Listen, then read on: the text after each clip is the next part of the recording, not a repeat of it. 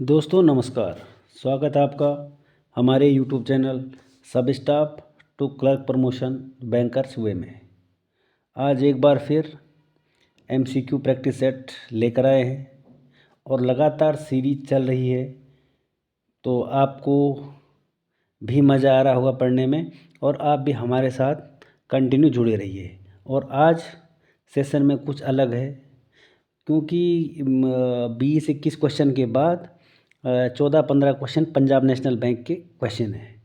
क्योंकि Punjab national bank वालों को 28 तारीख को पेपर है, तो मैंने सोचा उनको थोड़ा 2-3 दिन में 50-60 क्वेश्चन दे दूं, ताकि उनका भी फ़ायदा हो सके और सब स्टाफ हमारे क्लर्क बन सकें। और बाकी जो पहले वाले क्वेश्चन हैं 20-21, वो सभी बैंकों के लिए जनरल बैंकिंग, और वो हर एक के पेपर में आते हैं और आपने उनकी भी प्रैक्टिस करनी है। तो आइए शुरू करते हैं, फिर बिना किसी देरी किए हुए आज का जो सेशन है शुरू करते हैं। ये रहा आपकी स्क्रीन पे पहला क्वेश्चन है। सबसे पहला क्वेश्चन कि how many time a locker can be open freely in a year, कि एक साल में, हिंदी में बता देता हूँ मैं आपको, कि जो एक साल में जो लॉकर मिलता है वो आपको फ्री कितनी बार दिया जाता है, यानी कितनी बार फ्री दिया जा सकता है। 24 बार, 36 बार, 50 बार, या एनी नंबर, किसी भी नंबर पे 50 बार, 60 बार, 70 बार, कितनी बार भी आपको फ्री दिया जा सकता है। लॉकर की बात कर रहा हूँ मैं, जो आपके बैंकों में लॉकर होते हैं। तो इसका जो राइट आंसर है वो है 36 टाइम ही एक साल में फ्री संचालित किया जाता है, ऑपरेट किया जाता है लॉकर को। अगला क्वेश्चन है, next question, what is the maximum period for which auto renewal of term deposit takes place, कि जो टर्म डिपॉजिट होती है ना, उसका जो अगर रिन्यूअल होता है तो उसका मैक्सिमम टाइम कितना है, अधिकतम अवधि कितनी है। इसलिए आपके लिए हिंदी में भी लाया गया है, इसलिए आपके लिए, ताकि आपको हिंदी में भी समस्या ना आए। और इंग्लिश तो मैं बोलता ही हूँ। तो 2 साल रिन्यूअल की मैक्सिमम टाइम पीरियड, 1 साल, 3 साल, या no maximum period auto renewal will renew the term deposit, कि इसका कोई टाइम पीरियड नहीं है, ये अपने आप ही रिन्यूअल हो जाती है। तो इसका जो सही और राइट आंसर है वो 1 साल। 1 साल में टर्म डिपॉजिट को स्वतः ही अधिकतम रिन्यूअल होना है उसमें। अगर आपकी समझ में नहीं आता है तो आप मेरे को कमेंट बॉक्स में बता सकते हैं।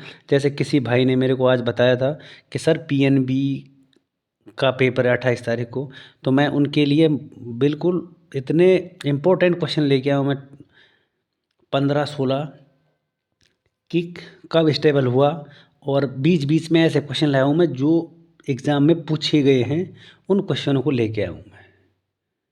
तो आप भी अपना कमेंट बता सकते हैं और आपके बारे में भी सोचा जाएगा, हर एक सब स्टाफ भाई के बारे में सोचा जाएगा जो मेरा भाई क्लर्क बनने वाला है, भाई हो या बहन हो। Next, in which account cheque book is not given, कि कौन से खाते में चेक बुक नहीं दी जाती। यहाँ पर चेक CHE ये वाला चेक है, ठीक है, ये गलत लिखा है। किस अकाउंट में चेक बुक नहीं दी जाती, ये तो आप अगर ब्रांचों में होंगे तो आपको दिक्कत नहीं आनी चाहिए। वैसे cash credit, demand loan, overdraft या करंट अकाउंट, तो इन तीनों में तो दी जाती है, लेकिन डिमांड लोन में कोई भी चेक बुक नहीं दी जाती है। ठीक है साथियों। नेक्स्ट,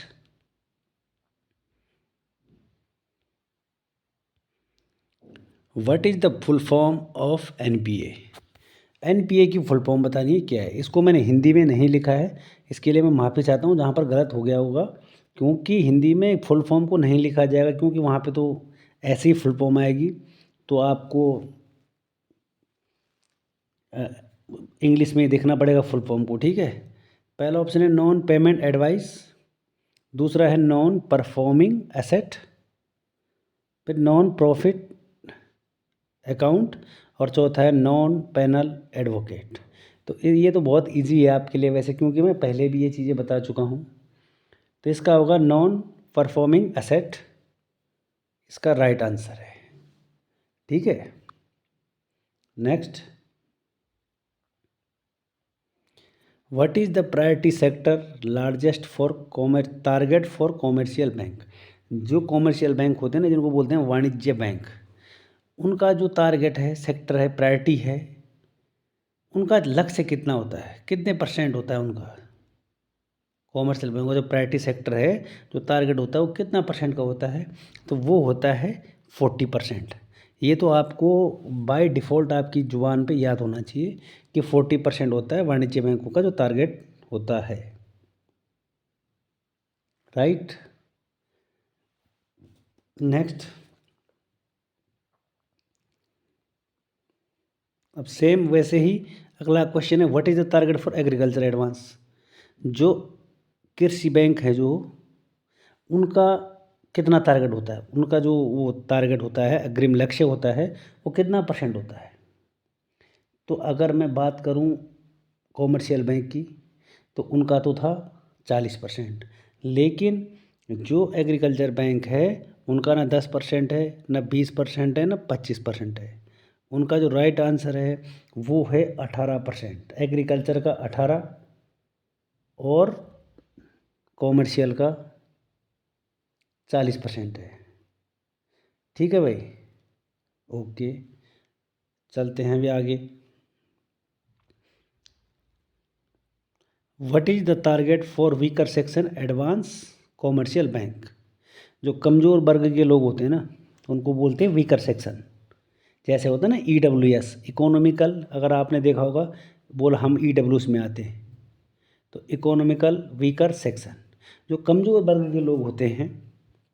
तो वाणिज्य बैंकों के लिए कमज़ोर वर्ग में जो जो क्या टारगेट है, क्या लक्ष्य है, कितना % का लक्ष्य है, वो होगा आपका 12% का लक्ष्य।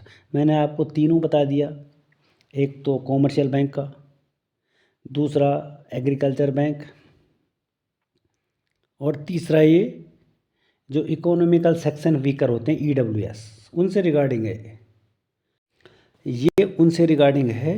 तो इनका है 12%, पहले था 40%, फिर था 18%, और अभी है 12%, ठीक है भाई साथियों। बढ़ें फिर आगे की तरफ। और अगर आप हमारे चैनल पर पहली बार हैं तो चैनल को लाइक, शेयर और सब्सक्राइब ज़रूर करें, ताकि आने वाली वीडियो सबसे पहले आपको मिले और आप एक अच्छे क्लर्क बन सको। अगर आपको थ्योरी में पता होगा तो आप सिस्टम पे काम आसानी से कर लोगे। अगर किसी को लोन देना हो 4,000 और आप दे दो 8,000, क्योंकि जब पता ही नहीं होगा तो ऐसे ही होगा। तो आप हमारे साथ जुड़े रहिए और चैनल को लाइक, शेयर और कमेंट भी करें। और मैं बीच बीच में क्वेश्चन भी डालता रहता हूँ अपने यूट्यूब अकाउंट में, तो आप उनका आंसर ज़रूर दें, चाहे आपको आए चाहे ना आए, आपने खाली टिक मारना उस पर बस। नेक्स्ट क्वेश्चन है, what is the full form of DRI। तो DRI की जो सबसे पहले जो फुल फॉर्म होती है वो होती है डिफरेंशियल रेट ऑफ इंटरेस्ट। जो DRI की फुल फॉर्म है वो है differential rate of interest. Full form है, आपको पेपर में पक्का पूछी जाएंगी और छोड़ के नहीं आना है, कंप्लीट सॉल्व करके आएँ। खासकर अभी PNB वाले जिनका पेपर है 28 को, और फिर बताएं कि सर क्या पेपर में आया था और क्या नहीं आया था। पहला ऑप्शन है डेबिट रिकवरी इन्वेस्टिगेशन, दूसरा है डिफरेंशियल रेट ऑफ इंटरेस्ट, ठीक है, यहाँ पर इंटरेस्ट भी है, ठीक है भाई। थर्ड है डायरेक्ट रूरल इन्वेस्टिगेशन, और चौथा है नन। तो इसका जो राइट आंसर है DRI का, मैंने आपको बता दिया है सेकंड है, इसमें डिफरेंशियल रेट ऑफ इंटरेस्ट नहीं लिखा है, लेकिन आंसर उसका सेकंड ही करेक्ट है। Next, what is the rate of interest for DRI advance. जो DRI एडवांस होता है ना, डिफरेंशियल रेट इंटरेस्ट का जो एडवांस एग्रीम इंटरेस्ट रेट है वो कितना है, तो वो है 4%। अब ये इसको आप ये मत मानिए कि 4% है, कभी कम भी हुआ होगा, ज़्यादा भी हुआ होगा, तो इसको आप ऐसे मत मानिए कि 4 ही है, ठीक है। क्योंकि बैंकिंग सेक्टर है, कभी कुछ बढ़ता है कभी कुछ घटता है, सब चीज़ें शेयर के ऊपर डिपेंड करती है, तो आप जानती हैं। Next, what is the additional rate of interest payable to staff senior citizen of term deposit. अगर आपका कोई बैंक का सीनियर सिटीजन है और उसका जो टर्म डिपॉजिट है, तो उसको कितना % एक्स्ट्रा ब्याज दिया जाता है। ये तो शायद मैं आपको पहले ही बता चुका हूँ कि सीनियर सिटीजन को कितना दिया जाता है और एक नॉर्मल जो स्टाफ है उसको कितना दिया जाता है। तो आपने मेरे को ये बताना है, अगर कोई नॉर्मल स्टाफ है, आप एक स्टाफ हो बैंक के, तो आपको टर्म डिपॉजिट पे या कितना ब्याज दिया जाएगा। और इसका मैं बता देता हूँ आपको, इसका है 0.5%। ये दोनों नहीं हैं और ये भी नहीं है, इसका राइट आंसर है 1.5% सीनियर सिटीजन को दिया जाता है, अगर वो आपके बैंक का स्टाफ है तो। और वो ये चीज़ें सब कुछ मेंशन हो रखी है। Next, how much maximum rent can be paid to advance in locker. अगर आपने लॉकर के रुपए दे दिए, हिंदी को समझ लेना, अगर आपने बैंक में लॉकर के रुपए दे दिए हैं तो आप कितने साल तक लॉकर को एडवांस ले सकते हैं। कितने साल तक क्या आप पेमेंट दे सकते हो, मतलब कि भाई लॉकर मेरे को इतने साल तक के लीजिए एडवांस, 1 साल, 3 साल, 2 साल या 4 साल। तो आप एडवांस अगर आपने लॉकर लेना है तो आप मात्र 3 साल तक के रुपए दे सकते हो। Option number B is the correct answer. आप 3 साल तक के रुपए दे सकते हो लॉकर के, उससे ज़्यादा के नहीं दे सकते कि मेरे को 20 साल के लिए लॉकर दे दो भाई, नहीं। आपको 3 साल के लिए ही लॉकर मिलेगा जो बैंक में होता है। Right. Next, what is the construction given on locker rent for staff members. अगर कोई स्टाफ मेंबर है, आपके बैंक का कोई स्टाफ है और वो अगर लॉकर लेना चाहता है, तो उसको जो लॉकर का किराया होता है उस पे कितने % की छूट दी जाएगी। इम्पोर्टेंट क्वेश्चन है, इसको मार्क कर लेना आप कि कितने % की छूट उसको दी जाएगी उस स्टाफ मेंबर को।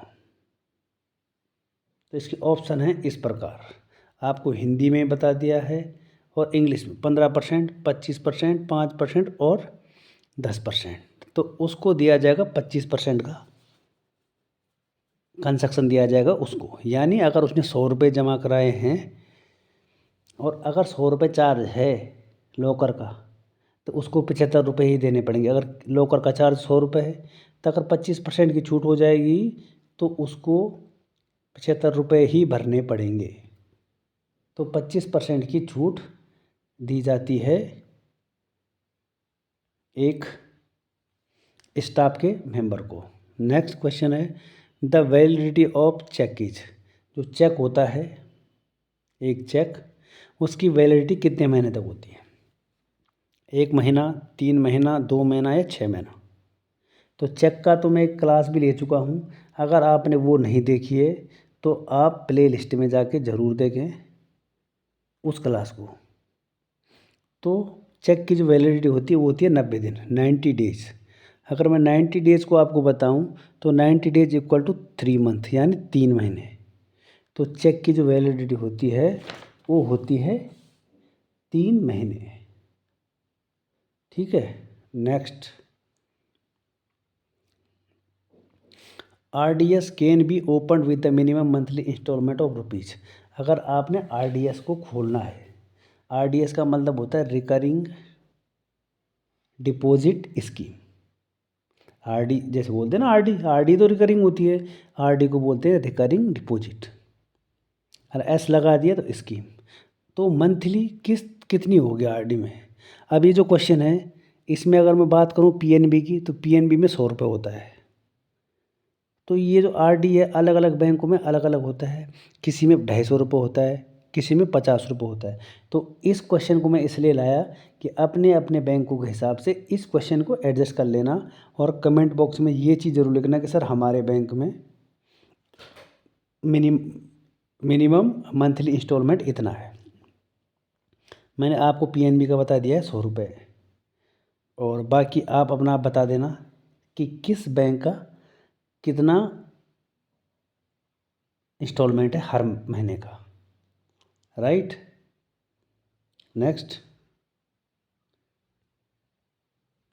प्राथमिक बचत बैंक जमा खाता ऑफ विड्रॉल और allowed every month including ATM withdrawal, कि जो प्राथमिक बचत बैंक में जो जमा खाता है वो कितने टाइम आप एक महीने में रुपए निकाल सकते हो, और इसमें आपका एटीएम भी इंक्लूड है कि एटीएम से, चेकबुक से, या किसी भी चीज़ से आप कितनी बार इसको विड्रॉल कर सकते हो प्राथमिक बचत जमा खाता से। 2 बार, 4 बार, 6 बार, या आप कितनी बार भी निकाल सकते हो। तो इसका जो सही आंसर है वो है 4 बार आप एक महीने में इसका विड्रॉल कर सकते हो, अलाउड है every month including ATM withdrawal. ATM का जो विड्रॉल है उसके साथ, एटीएम के साथ आप 4 बार विड्रॉल कर सकते हो पर मंथ में, प्राथमिक बचत बैंक जमा खाता में मैक्सिमम। ठीक है, इसलिए 2 बार बोलता हूँ ताकि आप KYC documents are to be taken face after customer for low risk. बस कुल मिला के इंग्लिश को ना देखें।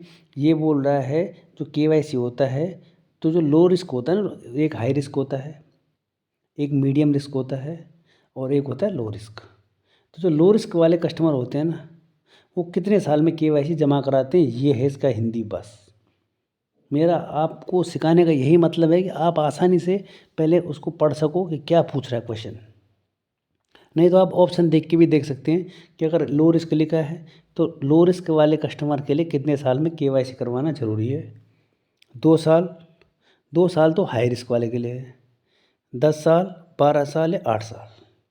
तो जो लो रिस्क वाला है हमारी तरह जो कस्टमर, उसके लिए है 10 साल,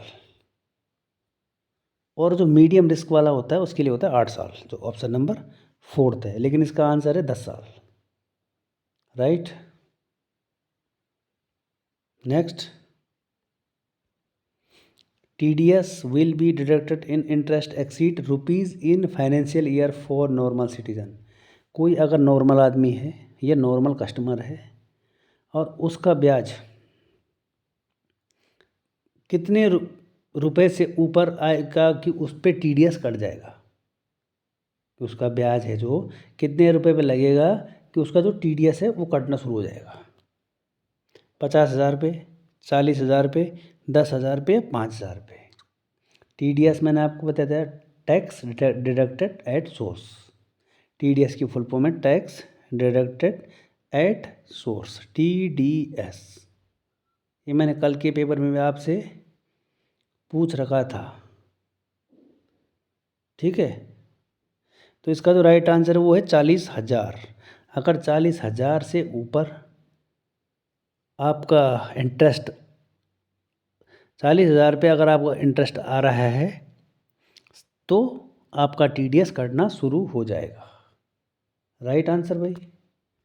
next, what is the full form of CIBIL, CIVIL। CIBIL की फुल फॉर्म क्या होगी?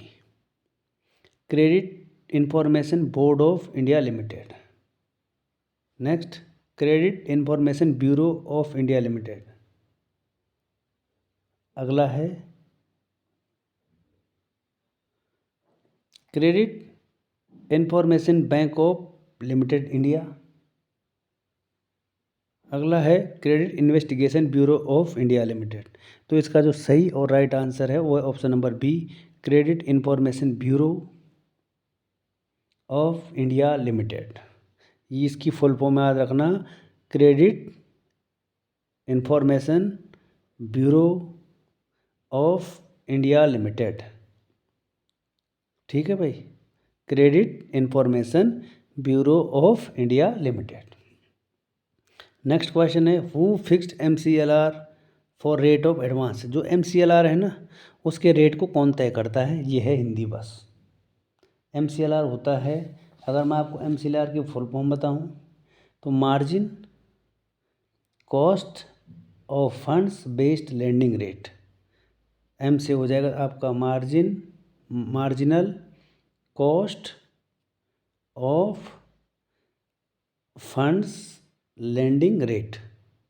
इसको कौन तय करता है, तो कौन इसको तय करता होगा? अगर आप देखें तो इसको कौन तय करता होगा आपके हिसाब से? RBI, IBA, इंडिविजुअल बैंक या सेंट्रल बैंक? तो इसको जो इंडिविजुअल बैंक है ना, इसके रेट को वही तय करती है। ठीक है भाई। और अब यहाँ से जो क्वेश्चन है वो है PNB, जिनका एग्ज़ाम 28 को है, उन भाइयों के लिए है स्पेशल। PNB के लिए जो 15-16 क्वेश्चन है, इनको भी थोड़ा एक बार नज़र मार के ज़रूर जाएं, ताकि आपको थोड़ा बहुत आइडिया रहे कि कौन क्या है कौन। थोड़ा बेसिक चीज़ें डाली मैंने आज जो आपके पास आने वाली है। ठीक है भाई, तो शुरू करता हूँ मैं अभी इनकी क्लास। पहला क्वेश्चन है, who is the founder of PNB। जो PNB के संस्थापक थे ना, वो कौन थे, यानी PNB की स्थापना किसने की थी। ये चीज़ तो नॉर्मल क्वेश्चन है, सबको आता ही होगा, लेकिन एक बार मैंने रिवाइज करने के लिए आपके लिए डाल रखा है। दयाल सिंह और लाला लाजपत राय। दयाल सिंह, बाल गंगाधर तिलक। लाला लाजपत राय, बाल गंगाधर तिलक, और इनमें से कोई नहीं। तो जो PNB की जो स्थापना की थी वो की थी ऑप्शन नंबर ए वालों ने, दयाल सिंह और लाला लाजपत राय ने पंजाब नेशनल बैंक की स्थापना की थी। पहला क्वेश्चन आज का आपके लिए, ये वाला क्वेश्चन थोड़ा आपको देखना पड़ेगा। Next, PNB established is. जो PNB है, इसकी स्थापना तो दयाल सिंह और लाला लाजपत राय ने कर दी, लेकिन इसकी स्थापना हुई कब थी? पहला ऑप्शन है 1994, 1894, 1994, 1821 और 1891। तो जो PNB बैंक की स्थापना हुई थी वो हुई थी 1894। इसका राइट आंसर है 1894। Next, where is the PNB headquarter. जो PNB का जो मुख्यालय है ना, वो कहाँ पे है? PNB का मुख्य, क्योंकि बैंकों का जैसे स्टेट बैंक का है उसका मुंबई में है, तो ऐसे ही जो पंजाब नेशनल बैंक का हेडक्वार्टर है वो तो सबको आता होगा कहाँ पर है। वो है कोलकाता, मुंबई या बेंगलुरु या नई दिल्ली, द्वारका में। तो पंजाब नेशनल बैंक का जो हेडक्वार्टर है वो है नई दिल्ली, द्वारका में। लेकिन इसकी स्थापना हुई थी, आगे क्वेश्चन आएगा वो कहाँ पे हुई थी, वो आगे क्वेश्चन है वो।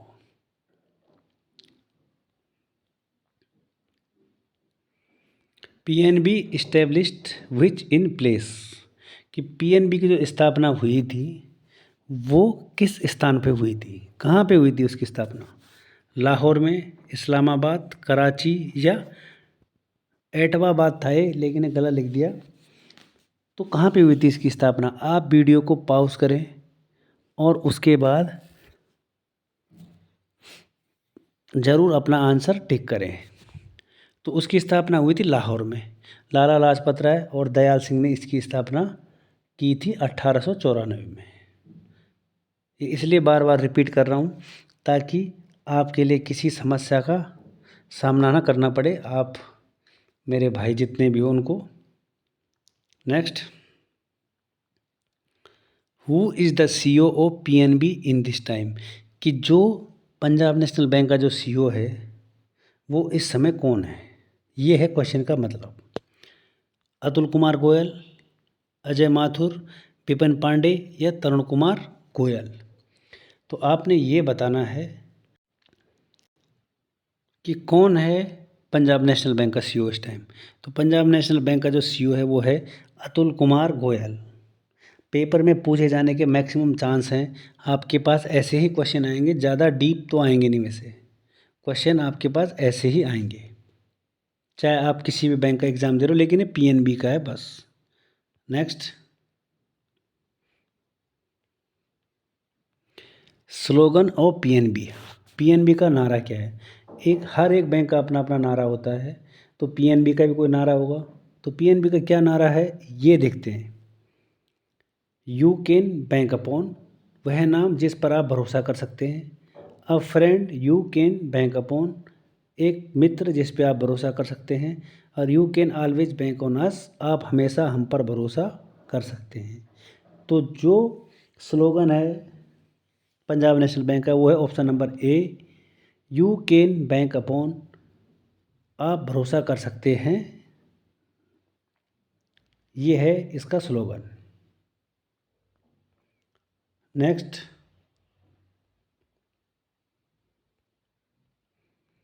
On which date the PNB bank officially decide to leave Lahore. तो ऊपर क्वेश्चन आया था कि पंजाब नेशनल बैंक की स्थापना किस शहर में हुई थी, तो हुई थी लाहौर में। लेकिन लाहौर तो 47 में अलग हो गया था।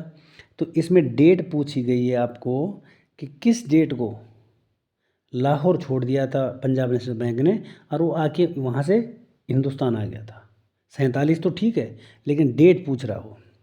31 मार्च 1947, 30 अप्रैल 1947, 31 जुलाई 1947 या इनमें से कोई नहीं। तो पंजाब नेशनल बैंक ने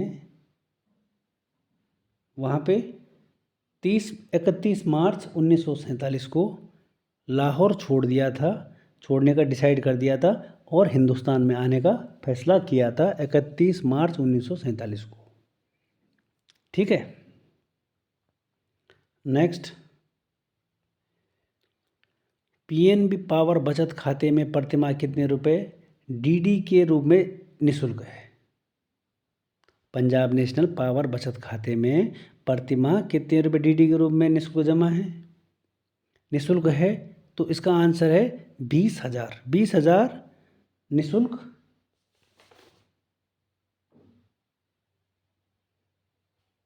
20,000 नहीं, सॉरी, इसका जो राइट आंसर हो 10,000।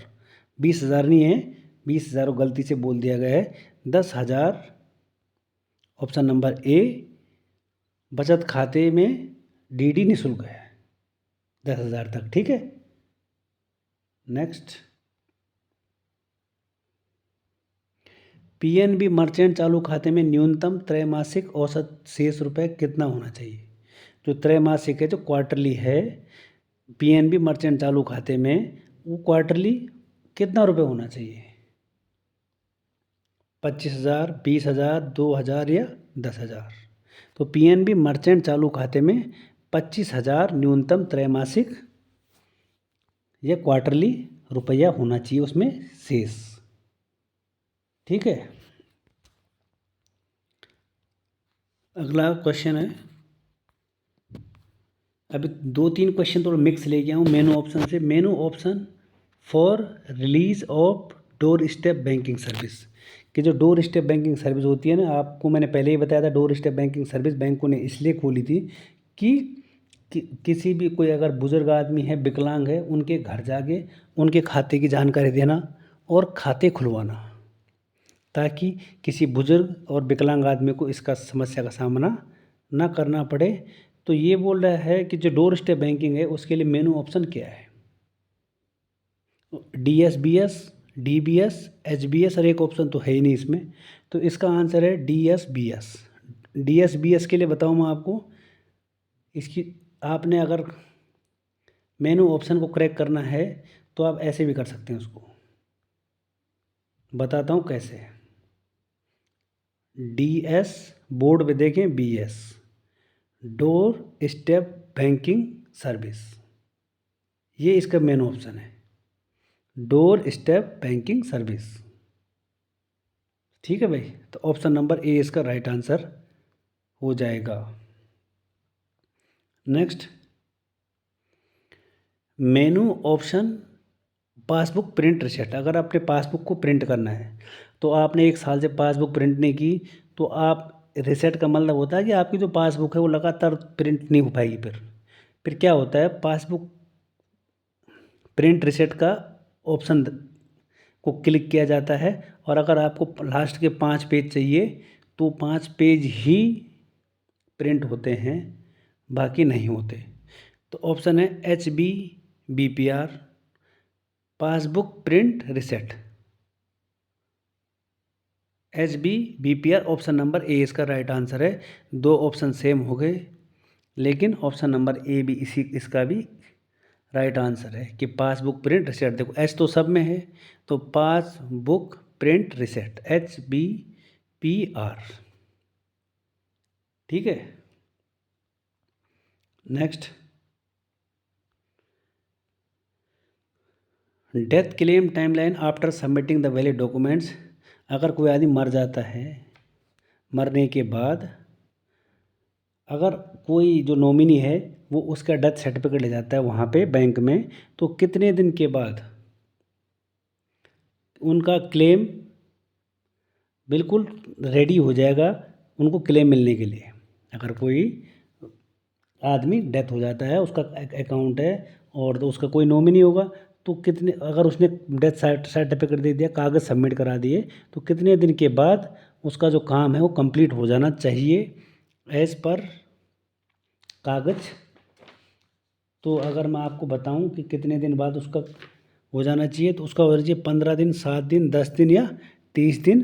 तो उसका 15 दिन में काम हो जाना चाहिए थ्योरी के हिसाब से और कागज़ों के हिसाब से। आज का अंतिम और लास्ट क्वेश्चन है पंजाब नेशनल बैंक वालों के लिए कि the minimum amount of deposit withdrawal from currency chest. अगर आप करेंसी चेस्ट में आए तो आप मिनिमम कितने रुपए आप तो नहीं ले जा सकते ना, क्योंकि करेंसी चेस्ट में तो बैंक ही ले जाता है और बैंक ही लाता है। तो अगर आप करेंसी चेस्ट में आए हो तो मिनिमम कितने रुपए ले जाओगे, या मतलब इतने से कम आप रुपए नहीं ले जा सकते करेंसी चेस्ट में या नहीं जमा कर सकते। कितना है, 1,50,000, 2 लाख या नो लिमिट।